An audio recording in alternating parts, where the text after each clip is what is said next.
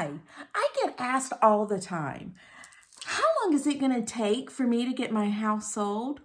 Well, the answer is, it depends.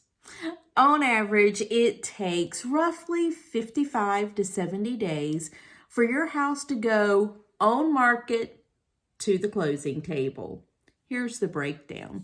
25 days on average for it to be on the market, and then somewhere between 30 and 45 days to go through due diligence and get to the close.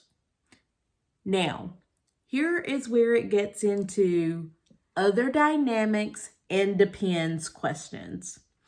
The time of year you are listing your property plays a huge role in how long it's going to take to get you sold. The two hottest trending times to list your property is spring and early fall.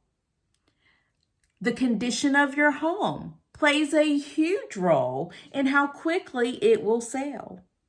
The condition of the current housing market. Yes, are you in a seller's market, meaning low market inventory and high demand? Also plays a huge role. And yes, there can be multiple market conditions in the same town. I know it gets quite confusing, right? But we're not done. What type of financing is the buyer purchasing your home using? Is it a USDA loan? They're hard to find, but they're still available. Is it a VA loan?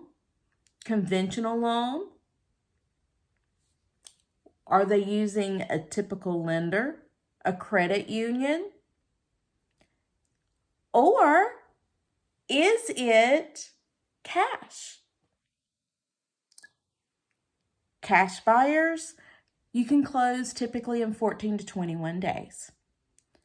Most other lenders, it's going to take roughly 30 to 42 days. So, the longer your home is on the market, the more it costs you because you still have a mortgage to pay, you have taxes to pay, insurance, and utilities.